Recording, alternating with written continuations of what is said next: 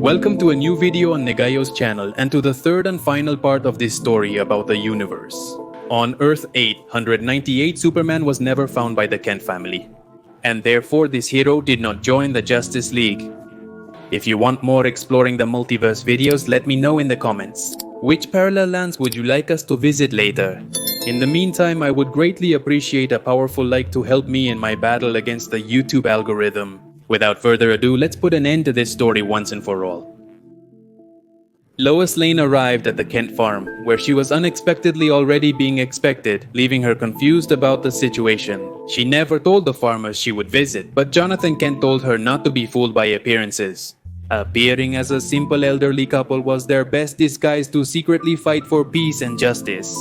The Kents helped the metahumans who were rescued from the research facilities. They knew that in that building belonging to LexCorp, things were happening that should not be public knowledge, like using employees for experimentation. Ralph Dibny also mentioned that they were creating creatures that were hidden, and they were even sure that even though Lex had built that research center, he was not in charge. He was just another pawn in a much larger game. All this mystery escalated to discussions of beings that went beyond our plane. Adrigan Deadman, Dr. Fate and Phantom Stranger were debating whether to get involved or not to help humanity. However, the Spectre appeared to stop them, arguing that humanity had to free itself from this conflict on its own.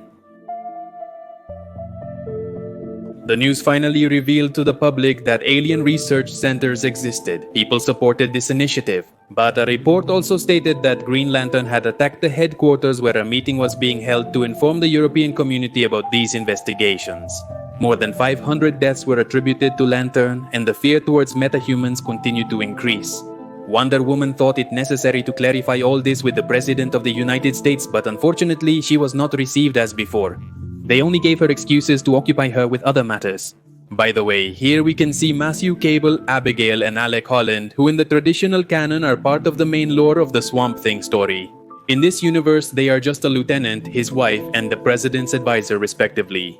They tried to convince Diana to be part of an investigation to complete a biorestorative serum, but for this they needed a sample of her DNA. Diana understood that what they really wanted was to prove that she was not an alien, so she left this place offended. Unfortunately, upon leaving the White House, the entire place exploded, killing the occupants. The Metal Man appeared immediately with the purpose of capturing Wonder Woman, but she was not going to give up that easily. The group was taken down, but a new enemy managed to knock out Diana with a single blow. Lex Luthor soon confirmed the deaths of the president and all the staff of the White House, assuring that Wonder Woman had been responsible. Was she once the symbol of justice and loyalty? And if she was capable of an atrocity like this, then who could humanity really trust? Mayor Luthor also announced that thanks to Professor Hamilton and William Magnus, from today the Liberators, a new generation of machines would fight for the world's security. The time to hunt all metahumans had arrived, and Lex asked the citizens for their cooperation to expose and locate these aliens. Hawkgirl was at the Midway City Museum remembering her late husband, Carter Hall. Was the current stance of humans towards heroes pushing her to leave Earth forever? As she headed to her ship, she saw the distant disturbances endangering the citizens, but that was no longer her concern. A mother screamed for her children's lives as a building started collapsing. They seemed doomed, but Shayera rescued them from the flames at the last moment. The mother of these children was extremely grateful, and despite this noble act, the police intervened to try to arrest Hawkeye. That's when the witnesses came together. One of them stepped between Shire and the officer's firearm, and the rest of the people did the same. Although Hawkeye didn't plan on letting the citizens risk their lives, they told him that this battle was theirs too. Some knew that someone was trying to divide humanity, and the heroes suspected a conspiracy. And they even mentioned that they didn't believe anything that was said on television, and they were aware that both she and Hogman in the past had saved the city countless times. He had been a true hero. Shayera smiled when she realized that Carter's legacy remained, but just before leaving she was knocked out by one of the Liberators, who also threatened the rest of those present. Meanwhile, in the Batcave, Bruce kept a low profile, investigating the technology that Joker had used to take over Arkham. Thanks to Hawkman's past sharing of information about weapons recovered from across the universe, the detective was able to discover that this technology belonged to a planet that had been extinct for decades, a place called Krypton. The news reported on the arrest of multiple members of the Justice League. And although Batman planned to carry out this mission, he was only convinced by Selina to allow her help. Green Lantern burst into the Alien Research Center to rescue his friends but was quickly cornered by the Liberators. These machines possessed impressive strength, and when the Ring managed to scan one of them, it revealed that they were clones made from Kryptonian DNA. Lois Lane summoned Jimmy Olsen to meet in the parking lot of the LexCorp building. She threatened Olsen with a weapon, not knowing if she could really trust him. Lois claimed that Luthor was a puppet of the real alien invaders, but Jimmy couldn't believe such a thing. They both went to the X's office, where they found him in some kind of trance. A monstrous creature lunged at Lois. Olsen asked the reporter to stop shooting at Krypto, and the true mind behind the whole affair finally revealed itself. Jimmy destroyed the weapon with his heat vision. All this time he was just playing with Lois to see how far he could go. The reporter revealed to him that 24 years ago a spaceship fell in Smallville and Luthor managed to find it and keep it a secret. The occupant of this ship was never found, only remnants of their DNA, which had been used to create clones that didn't really work very well. They had no mind or soul, they were bizarre subjects, but they possessed powers at the level of the gods. Lex wanted to obtain all this power, but without risking any failure in the procedure. Because of this, they started experimenting on humans, which was their mistake. Did it seem impossible to combine human and Kryptonian DNA into one? People didn't survive very long, but Jimmy Olsen was a success story, as he had managed to gain powers in the past. Due to various accidents, the previous survivors of these experiments died off one by one eventually. Krypto, whom Jimmy had used to manipulate Luthor and Metamorpho's minds, was among those who had endured this mutation the longest. But he couldn't keep this up and turned into dust. Jimmy Olsen had been consumed by power. He believed he was Kryptonian, tasked with rebuilding the ancient planet here on Earth. He didn't care about humanity, only those who could survive the experiments. There was no one who could stop him. Now that the planet was isolated and every existing group of superheroes had been stopped, Flash and Atom also ventured into the research center. They observed their captured companions, but before they could do anything, they were surprised by one of the Liberators.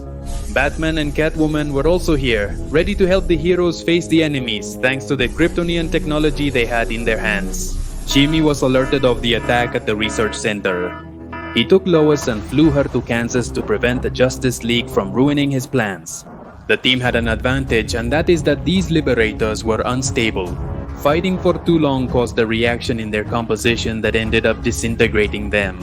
The League took the fight outside when the armored agents began to shoot. Atom stayed inside the building to find a way to free the other metahumans, while the rest of his teammates had to deal with the real threats.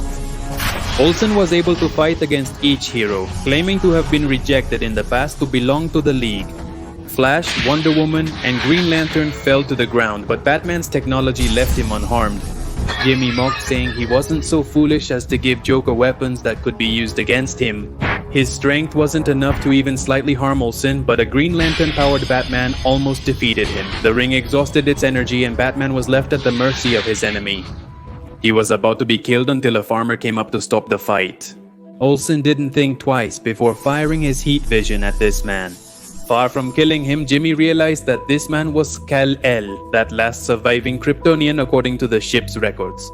The resemblance of this farmer to the bizarre clones was evident, and although Olsen had been looking for him for years, he never thought he would find him on a farm. Amish. He also believed that at some point he would reveal himself to the world to take his place as a conqueror. Jimmy said he had everything ready for world domination, and they only needed to join forces to become invincible. But Kal-El responded that this would never happen. Kal wanted to help the Bat, but Jimmy persisted with his own plans. He couldn't believe that someone so powerful simply didn't share his same goals. Kal-El's adoptive parents insisted on him staying away from this conflict, but he could no longer hide. He told them that for months he had been able to see and hear further than any human. He could sense evil from a distance, and he was already tired of praying for someone else to take care of it. Fed up with this conversation, Jimmy disintegrated the pair of farmers in just a blink of an eye. Kal-El responded with a powerful punch filled with fury. Olsen argued that this farmer was not worthy of living in the new Krypton. He was willing to kill him and take the DNA he needed from his corpse. Each blow between these two released a shockwave that kept the rest of the heroes at bay. But after a few seconds, Jimmy came to a sudden stop. Just like the Liberatos and Crypto, he also began to disintegrate little by little. In reality, his DNA never fused with the Kryptonian graft. He had only managed to survive longer than the rest. Even in these last moments, Kal-El offered help to Jimmy. The Justice League could have done something, but he refused. Spending the last of his strength, he said that the League hated him. He felt betrayed by them and also by Kal. "You and I should have been friends," and he faded into the air until he became nothing.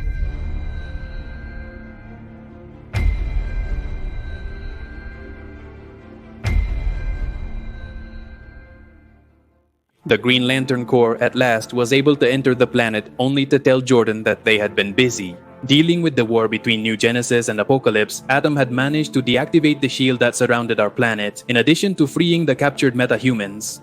And now that Jimmy had failed in his plans, it was time to rebuild. Lloyd wondered if they could trust this alien, and Batman assured him they could. Unlike the bitter Olsen, who was consumed by power, he remained unaffected. Kal-El never revealed his powers, as that was not his desire. He was raised by loving parents. And even though the Bat didn't know him, he knew that this man was destined to be the greatest champion of all. Lois Lane's final notes recount what happened after this battle. Batman turned himself in to Gotham Police for having murdered Joker. And even though the vigilante was not imprisoned considering the psychopath's death as an act of war, the Dark Knight could never forgive himself. He resigned from the Justice League and continues to fight crime as a form of penance. And Catwoman remained loyal, helping him in every fight. The Kenda helped this man to move forward. And all the metahumans had a huge debt to this pair of farmers. And also with Lana Lang, whose help was key to defeating the most powerful enemy the heroes ever faced. The toughest battle was still to come. The Justice League had to regain the trust of the rest of the world. New fights and enemies were the opportunity to test themselves. And a large part of those victories were thanks to the new team member, the one they called Superman. More history about this universe explains the events between Apocalypse and New Genesis. Is it clear that Darkseid didn't win that war, or wouldn't we have seen the Lanterns come to Earth? But to not extend this video any longer, I'll just tell you that the Conqueror fell thanks to Big Barda becoming Green Lantern and Mr. Miracle managing to live inside the ring. That story is within the sequel titled The Other Nail, which honestly I no longer find as interesting to dedicate a video to. Also, the rushed pace it handles is hard to narrate, but well, it will depend on you if you want to seek more information about it. I hope you enjoyed this video series about this universe. It's one of the most fascinating lands in my opinion. But now that I've been recording and editing these comics, I realize there's not much action, so to speak, within this adventure. It's more of a mystery and conspiracy theme, so I hope it didn't bore you too much. We will continue later with this exploring the multiverse format, with Wonder Woman, Dead Earth, and perhaps with Kingdom Come, as they have been commenting on previous videos, perhaps also with the Arkham universe and the Young Justice one in the future. But that will depend on your comments. By the way, let me know if you also want to know more about any Marvel Comics universe.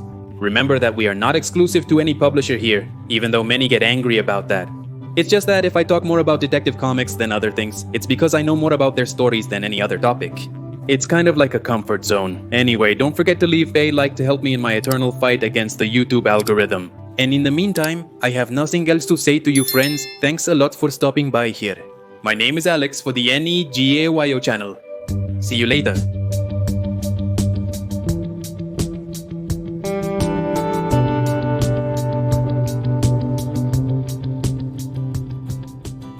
Thank you.